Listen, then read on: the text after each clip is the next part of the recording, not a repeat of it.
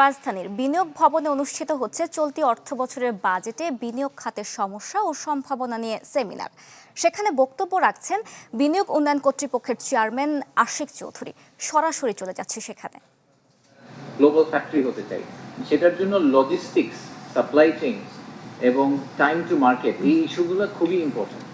So এবার বাজেটে এই এলাকাটাকে খুব শক্তভাবে কিন্তু ফোকাস দেওয়া হয়েছে। 14 দিনের মধ্যে ফ্যাক্টরি কিভাবে খোলা যায়, কিভাবে অথরাইজড ইকোনমিক অপারেটর দিয়ে আমরা কুইকলি পোর্ট থেকে আপনাদের ক্লিয়ার করে দিতে পারি, এরকম বেশ কিছু ডিরেক্ট ইন্টারভেনশন করা হচ্ছে। লজিস্টিক্স সেক্টরে বিদেশি বিনিয়োগ কিভাবে বাড়ানো যায়, আপনারা দেখছেন যে বন্দর মডার্নাইজেশনের জন্য কিন্তু আমরা বিদেশি অপারেটর নিয়ে আসার চেষ্টা করছি। সো এই specific logistics and supply chain এলাকাটাকে খুব শক্তভাবে মনে করা হচ্ছে এটা আমাদের ফাউন্ডেশন, এবং ফাউন্ডেশনের জন্য যা যা করা দরকার সেগুলো বাজেটে খুব সিরিয়াসলি করা হচ্ছে।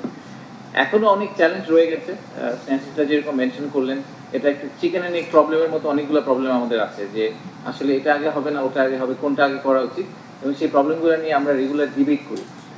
সেই সবগুলা প্রবলেমের এখনো যে একদম পরিষ্কার উত্তর আমাদের কাছে আছে সেটাও না, বাট আমরা চেষ্টা করছি যে সবার সাথে কথা বলে, কনসালটেশন করে, মার্কেটের সাথে কনসালটেশন করে, আপনাদের মতো স্পেশালিস্টের সাথে কথা বলে একটা একটা কনসেনসাসে আসার জন্য, যাতে আমরা দেশ হিসাবে সামনের দিকে এগিয়ে যেতে পারি।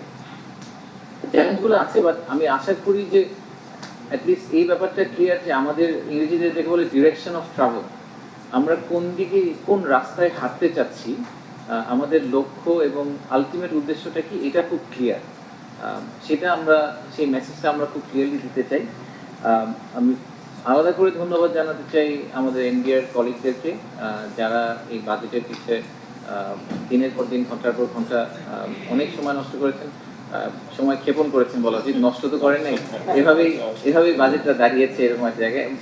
স্পেসিফিক্যালি আমার মনে হয় অর্থমন্ত্রীকে আমাদের আলাদা করে ধন্যবাদ দেওয়া উচিত, যে উনি আসলেই এরকম একটা ক্ষমতায় আসার অল্প কিছু মাসের মধ্যেই এরকম একটা, আমি বলবো যে একটা বোল্ড বা সাহসী বাজেট প্রণয়ন করার কথা চিন্তা করেছে। তো সব মিলিয়ে আমার মনে হয় যে আমরা অ্যাটলিস্ট, আমি আশাবাদী যে আমরা ঠিক রাস্তায় যাচ্ছি। আজকে যারা এসেছেন তাদেরকে অনেক ধন্যবাদ, স্পেশালি মিডিয়ার সহকর্মী।